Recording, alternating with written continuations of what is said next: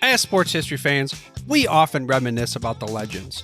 Willis Reed limping on to the NBA Finals court, Kurt Schilling's bloody sock, Kerry Strug's courageous dismount, and so many more. These moments often define sports history. But what about the countless injuries that did not become legends, or careers that were derailed due to inadequate care? That's where this episode's sponsor comes in. Introducing to you, ILP Sports Consultants, your trusted sports injury partner, available 24/7. Brian Maelli at ILP Sports Consultants has over 20 years of experience in the orthopedic and sports medicine industry, and he has worked with athletes across the gamut, from youth to amateurs, professionals, in almost every sport played in the United States of America, accommodating athletes at every stage of their career. This adaptability ensures that ILP services are perfectly tailored to your skill level, no matter where you are in your athletic journey. With ILP, you are in control. Choose the steps that matter most to you. Diagnosis, treatment plan, recovery, or the whole journey. ILP services are tailored to your unique needs. Rushing for care is a common pitfall, leading to future problems. ILP Sports Consultants helps you make the right decisions, ensuring that you receive timely and safe care. And here's a bonus. Brian hosts the Injured List podcast, sharing insights and athlete stories you won't want to miss. Whether you're a concerned parent or grandparent, or an athlete yourself seeking guidance, ILP Sports Consultants is your beacon of hope in sports injury management. Visit ilpsports.com today. That's the letters ilpsports.com. ILP Sports Consultants, where your well-being is the priority and your recovery is the mission. Choose ILP Sports Consultants for a healthier sports journey, helping you get back in the game the smart way.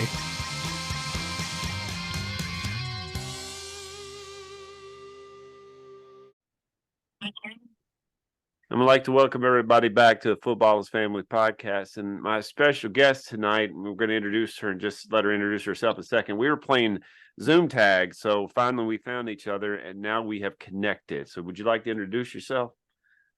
I'd love to. Thank you so much, Jeremy. And thanks so much everyone who's involved with this podcast, this recording, this program. Anyway, I'm Barbara. I go by Barbara Edelston Peterson, and when I'm competing all over the world in Xterra, which is off-road triathlon, I'm known as Barbara Peterson. But anyway, I am an author, and I'd love to share one of my books that I think you guys can relate to. A whole athlete makes the whole world better. But there's a story behind this, which is me trying to find. This is my book that gave birth to my nonprofit, which I will get into. But I'm an author. I'm a sports psychologist. I'm a mom of 2 grown daughters. I'm a jewelry designer on the side, and I'm an extreme endurance athlete. Okay, so do you cook and paint on the side? I mean, you're doing a lot of stuff right there. I do cook. I baked a huge chocolate chip cookie for myself today. And what did you just say? Do I bake? And do you paint on the side? I mean, you do a lot of no, stuff. but I do have lots of paintings in my home. I do see that. Yes. Yeah, it's I'm really into color and positive vibes. So there's good timing, as we call it here in Middle Tennessee. So, Miss Barbara, you're in Santa Barbara. Your nonprofit. What is your nonprofit? Okay, so my nonprofit is Whole Champion Foundation, and that name is actually a little controversial. So if anyone who's listening at the end of this has a better name for me, you're going to get a reward. But what happened if, can I jump in, Jeremy? This is your show. This is Whole Champion Foundation is my nonprofit. This book, A Whole Person Makes the Whole World Better. My books are very beautiful. It's kind of hard to see, but they're very aesthetically designed and produced, as well as ecologically produced. For everything's by design. So what happened was, in 20 plus years of racing Xterra, which is mountain bike triathlon, and y'all might want to know that I am one of the pioneers of the sport of mountain biking. And from my late 20s to 30s to 40s, I raced mountain bikes, and then I got into Xterra, which is an extension of that, which is mountain bike triathlon, now in my late 60s. At some point, about 8 years ago, I broke both of my heels and I had to stop. And I realized I was living in a bubble, a self-absorbed bubble, and a tidal wave of shame came over me. I thought, the world has so many challenges. How the heck can you just be worrying about the challenges of bad weather, what the race course is going to be, your traveling connections? Honestly, I realized it wasn't acceptable, and that the challenges, well, in short, what I realized was I loved being a champion in sport. And I do have today 10 world champion titles and many European titles and regional and local and such. But what I realized is I love being a champion in sport, but I wanted to be a champion of humanity. I wanted to be a champion of the environment. And I said, I want to be a champion. I want to be a whole champion. And suddenly it was like, how can I do that? How fast can I change? How can I make sure that no one else behaves like I do? Because the world is greatly challenged, seriously challenged. And if this place goes down, this planet, we're all going down. And I really wasn't aware. I wasn't caring. I mean, I was aware. I don't live under a rock, but I was self-absorbed, and I'm making up for lost time. What you told me, and let me backtrack and make sure I understood this. It took breaking your heels, which absolutely sounds terrible, and I don't want to go into detail because it would just make it worse.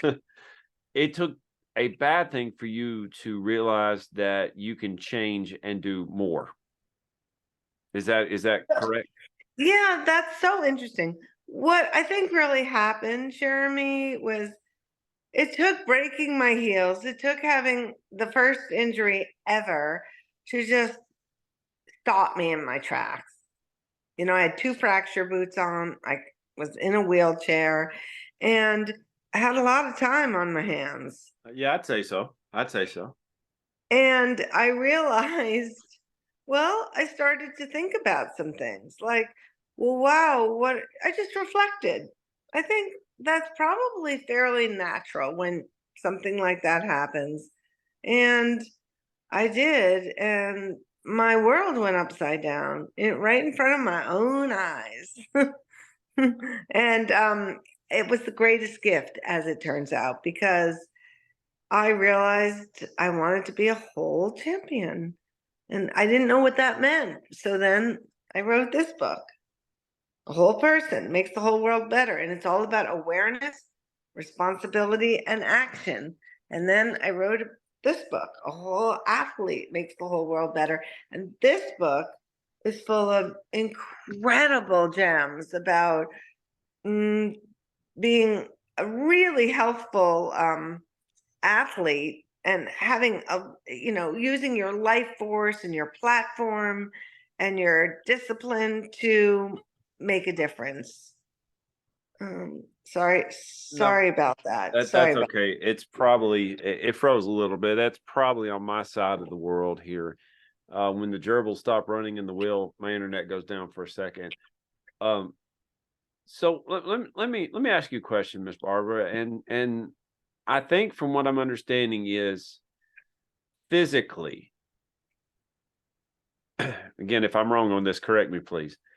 Physically, it doesn't make an athlete if you have the physical gifts. There's got to be more to it than that.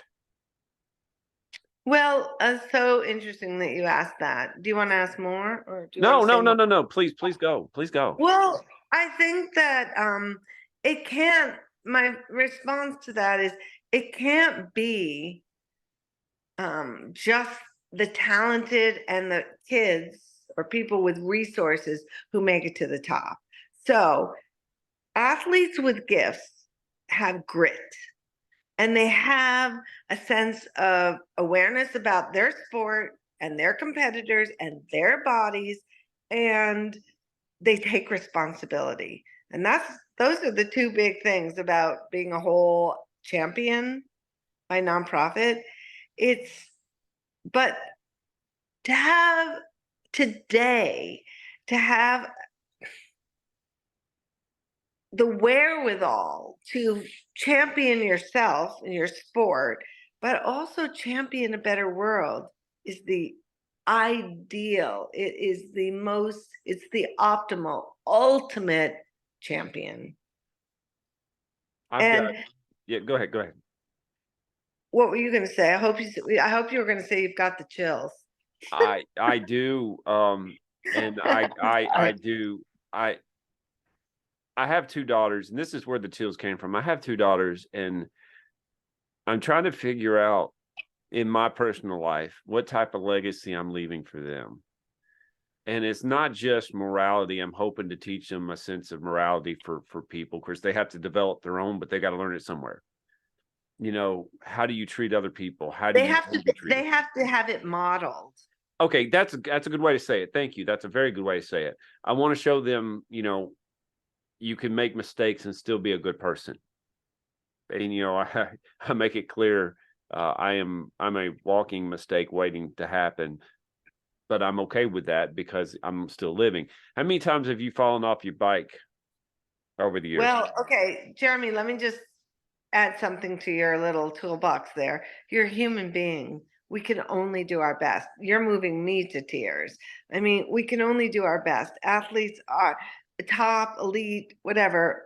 They have talent. What I say about myself, I have 10 world champion titles in Xterra. I am not gifted. I have determination, and I just give it everything I can, but I work for it. It's not like given to me. Yeah. Wait, where was I going with this? You were gonna Oh, I don't. what You and I are in the same boat. I don't know where I was going with that. no, no, no. But I think as far as modeling or being a Yeah, yeah, role model yeah. for your daughters, it's the same for me. I have two daughters, and I actually raised them inside my bubble, and they became elite ski racers. And I tell you, when I had this epiphany, I was horrified. I was literally drowning in a tidal wave of shame. But guess what? I mean, I am a sports psychologist, I am a psychologist. It's never too late. Awareness is everything. That's the first tenet of a whole champion. Awareness of yourself, awareness of other people around you, awareness of who needs help or what needs help. And then stepping up, taking responsibility and making a difference. Like, it's not enough when I'm in schools or inside corporations or wherever, or speaking to athletes and teams. It's not enough to say, oh yeah, you're like, okay, she's so good, that's right, she's got a good point, I want to care. It's actually knowing you're making an impact, you're making a positive difference. And what I say a champion is someone, all people who step up however they can. It's not about winning, it's not about a trophy, it's just stepping up, because our planet is not sustainable at this rate. We have to actually be the change for a positive difference. Okay. So let me see where we can go with this, because I have a couple questions, but I have to word them a little bit in my head. if you were to start today, and I believe self-awareness is a key to a lot of things. I really do. If somebody's self-aware, then they're going to be humble, and they're going to be willing to work, and which is two good qualities in my opinion, very good qualities. And I don't think either one of those are very much around us today. How do you become self-aware? Okay, well, it's such a good question. And if anyone wants to buy, go to my website. Sorry, Yeah, just a little no. commercial. But Send me a link to your website, and I'll put it in the show notes. yeah, but this book, what I really like about the whole person makes the whole world better is it explains what is awareness and what is personal, social, and environmental responsibility. So everything starts with oneself. When somebody is aware of their being, their place in this world, and that there's more to do than just be a couch potato. There's so many possibilities. And being aware with some good coaching, let's say, just support. I don't mean like athletic coaching necessarily. We can only do our best.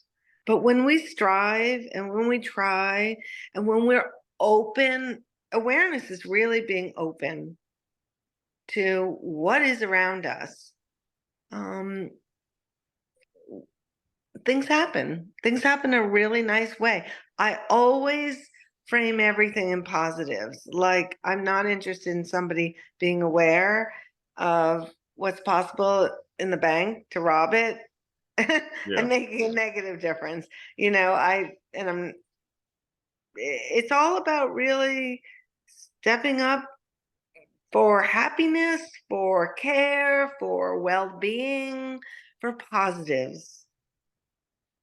Uh, that's something I think we lack, is looking out for others and looking out to help others. And for what I understand you're saying here is that's a tenet of what you try to live by. It is, and certainly a tenet in my book. But I discovered in this epiphany is, wait, I love being a champion in sport. Like, I like this.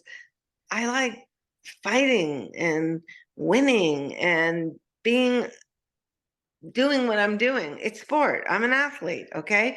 So I like that. But that, I'm not saying don't do that stuff. Take on yourself, do your life, do you, but never at the expense of other people who have needs or the environment, whatever it might be. And there are all awareness, there are always things around us that we can be a part of and we can help. So, but it starts with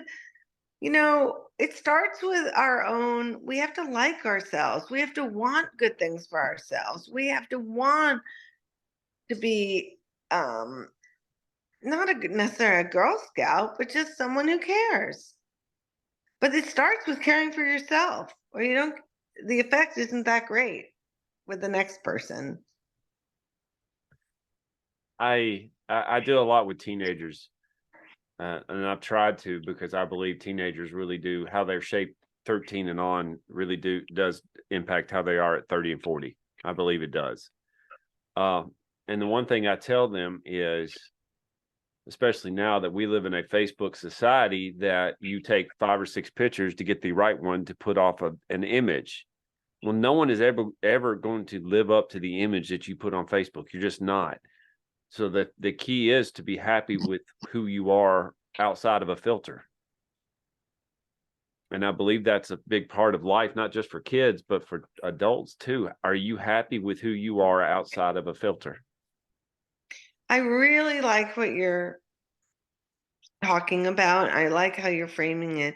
And that's one of the things that the first book really goes into. I mean, it goes into detail about just taking care of yourself. Like, there's the good, the bad, and the ugly. There's so many aspects of our personal existence. And we have to understand what those are: body, mind, and spirit. And do we have disabilities? Do we have challenges? Are there people that are very, very toxic around us? Do we have people who don't understand boundaries? Are we getting our needs met? So the book sort of goes through, the first book, and even the second, and the athlete book goes into this as well, about general well-being, so that we can be a happy person and a balanced person and a capable person. And even if we're disabled in any way, there are great ways to be aware of ourselves and take care of ourselves. And some of that has to do with our care providers, but that's a little bit of another discussion. Do you remember, and you, how long have you lived in California? 45 years. Okay. So you will remember Jim Abbott. Yeah. Now, if you don't know who Jim Abbott is, Jim Abbott, and I want to say that he was born without, I think, his left hand, but he ended up being a pitcher for then it was the California Angels, which I remember them. He played for the USA baseball team. He would switch from his throwing hand to his putting his glove on and go back and forth. And the one thing that I do appreciate about his story, and of course, it's just off the top of my head, I don't remember everything about him, is that he didn't allow and I don't know if you would consider what he had a disability, but it wasn't. It was. Okay, so you would consider disability. I want to make sure I want to make sure I word it correctly. I don't want to. You're fine. Okay, I don't want to say something because I have both hands and I cannot relate to that. But he used his disability not only to help, he furthered his career, and he did a good job. He really did. But what I remember him doing was he was an example and a hero to many kids who were born with a club foot or lacking a hand, or even some who lost limbs due to cancer. He was their hero. And I tell you, Miss Barbara, that's something that I want to be able to do in my own personal life, is maybe not so much be a hero, but be an example that you can overcome things, whether they are obvious, like a Jim Abbott, or whether they're under the surface, which most of us have under the surface problems. So that's beautiful. I really mean it. And in my sport of Xterra and other sports, I'm sure there's a category of challenged athletes. And you may or may not know about the challenged athletes, CAF, Challenged Athletes Fund. There's a huge event this weekend, in fact, in San Diego, and I'm really tempted to go. But you can't believe what this organization does. It supports kids that were born, or kids and adults with no legs, no arms, one arm, one leg.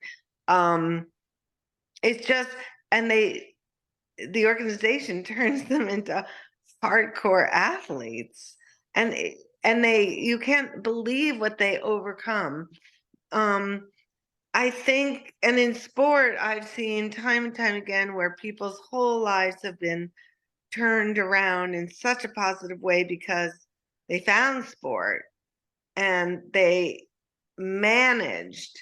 Like, one of my dearest friends in Xterra is called One Armed Willie, and he was, on the job, and his arm got caught in a rope and got torn off. It's a terrible, terrible, devastating story, but the man is so happy. He's got a whole family. He is a great individual because he found a way to overcome his disability. It's I think that's like, I hope I'm not like politically incorrect or something, but if you look at people, because when we're talking about athletes, let's say, and we're talking about these role models who are disciplined, who are talented, who are observed, and we loved and everything because they do great things.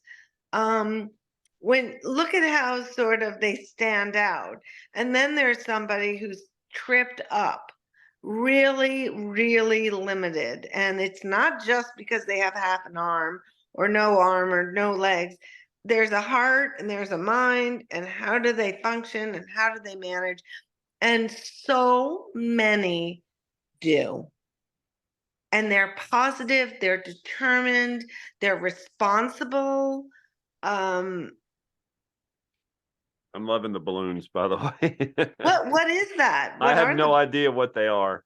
They're balloons I'm coming like, up on our screen. I'm like, it's like I think there are balloons around me, well, but that's not in my awesome. home. I have no idea. I need my teenagers up here and they'd be like, Dad, you should know this. I'm like, I don't use my phone much. I listen to Spotify. That's pretty much what I do. But it's so funny. Like I was like, I think that's a balloon Yeah, a little while ago. send me a message to say how backwards I am and not understanding this, and tell us how the balloons are popping up. But this is the second time that's happened. I know. I'm glad it's as much a surprise to you as it It is to is me. a surprise to me. I've never seen it, but that's okay. But one thing I do want to say to you, Jeremy, on a Yeah, personal note, is yeah. that you seem to frame everything like, well, you're trying your best and you don't know that much and this and that. But just the vibe I get from you and your great energy and the fact that you're leading this podcast or interview, it's like you're a champ. You're a whole champion. You care. You're taking responsibility. You're making a difference by doing this work and inviting me to share. Well, And I I want to applaud you. think And let the balloons. Can we have the balloons? I give you a little bit of background, and I don't want to overdo it because I know I mentioned this several times. I have fought depression for 33 years. Mm. Suicidal thoughts, anxiety, bad stuff. Last year, my son committed suicide due to his depression, and it's kind of like, in fact, I'm holding right here a bear made from one of his shirts, and can you see that's his initials? Yeah. And right on, well, it's not on this one, but on my arm, I have the semicolon. I was 43 years old and finally got a tattoo, and I got the semicolon, and I feel I've got. Oh. It reminds me that even though I've struggled with it, my story is not done, that I've got people to live for and I've got jobs to live for. So when you're talking about, and the thing I think, Miss Barbara, that I've enjoyed about you is that you give purpose, and it's not just around the sports, but sports directs people. It focuses people. Yeah, it And does. and I love the fact that you in your work give purpose. And that purpose to me is something we lack in this society. Like we don't have purpose that sustains us. You I would didn't. love, oh, sorry, you would just love what we're doing with schools right now. The whole, like the whole theme of the fall, like the first part of the year is live life with purpose. And I'm going to I will send you like these flags that I've created in all different colors. What does that mean? Live life with purpose. And there's so many ways. I just put it out there on the banner, but the other side of the flag is, how do you live life with purpose? Like you and you and you. And can you tell us in words, or do you want to draw a photo, draw a picture? And then we're gonna, it's called Flying Flags on Main Street. We're gonna make flags on and fly them in one of the towns nearby. And I'll say this, and I don't pay for Zoom, so it's going to pop up here in a minute that it's got us just a few minutes. I do, and if it does cut us off, it's not on purpose, but it's because I'm cheap. But no, thank you for being on here, Miss Barbara. Let me say this: I am in a lot of things. I have gotten more purpose in sense of trying to help people like you are. But people used to put aside, especially men, put aside mental health things like that, and I don't mind being quote weak if it helps people. Vulnerable. Okay, that's yes. Call it vulnerable because you're not weak. You're a champion. You're I don't very mind strong. I don't mind being vulnerable. Thank you. That's much better. I like that one better. If it helps people. And something tells me that you don't mind that either, even though you have played, you've done your sport for for a while and that you're a pioneer in your sport, you don't mind being vulnerable to help people to become better. And it actually does. Yep, there it is. Okay, it's going to pop up in just a second. So let me kind of wrap this up a little bit. Where can we find your information in your books? wholechampion.org. And if people email me, I will give a 20% off. wholechampion.org or Barbara at wholechampion.org. I will give 20% off for listening to this, whether it's 100 books or one book. And everyone can do, nobody can do everything, but everyone can do something is what I want to leave. And let's find our purpose. Now, let me ask you this real quick. You're in Santa Barbara, right? Mm-hmm. I am completely ignorant on what cities that's close to. Between San Francisco and Los Angeles, Central Coast. Right on Oakland A's. I lived in Oakland for 40 years. Oakland, Berkeley. I grew up in Tennessee. We didn't have a team, and the Atlanta Braves were not good. So when I started following baseball, it was Mark McGwire, Dave Stewart, Dennis Eckersley. Yeah. My goodness, my mind went blank. Of course, Jose Canseco, Tommy Lasorda, not Tommy Lasorda, Tony La Russa, that was his name. Tommy Lasorda was the Dodgers coach. And I had in my wall the Bash brothers. They're holding the giant bats, dressed up like the Blues Brothers. And when you were talking about that, I'm thinking, man, I'm hoping you're close to Oakland. I hate the fact that they're going to move. But that stadium, I hear, is absolutely awful. Oh, I don't know. You mean the one in Oakland? Yeah, the Coliseum. Yeah, it's not great. But it's not great. But I've gone to concerts there. I've gone to A's games. I've gone to Warriors games. I've gone. Yeah. Miss Barbara, thank you. You are so welcome. I can't tell you how much I appreciate having me on. No, and you made my night. And when this is out, I will send you a link to it. This lady here that I'm talking with, Miss Barbara, is an encourager, and just for the little time that I talked to her and emailed back and forth, I have gotten positive. I felt more positive as a result. Thank you for being you. Thank you. And thank y'all for listening to the Football's Family Podcast. Hey there, sports history fan. This is Arnie Chapman, aka the Football History Dude, and I wanted to thank you for stopping by to listen to another episode here on the Sports History Network. Our podcasters are passionate about uncovering and sharing sports stories from yesteryear. And if you didn't know it already, we have over 30 shows across the network covering all sorts of sports history topics. In fact, here's a glimpse into one of our awesome podcasts here on the network. Join George Bozica, the president of the PFRA, and myself, John Bozica, each month for the Professional Football Researchers Association official podcast. We'll discuss the history of the game, the many names of the game, and so many different things for you, making the history of football not only entertaining, but fun at the same time, as we join you on the Sports History Network on the official PFRA podcast. How about that? I bet you're super hyped to go listen to that new podcast, right? Well, to learn about this show and all the other podcasts on the network, head over to sportshistorynetwork.com/podcasts. Again, that's sportshistorynetwork.com/podcasts. Head over there today to find your next favorite sports history podcast.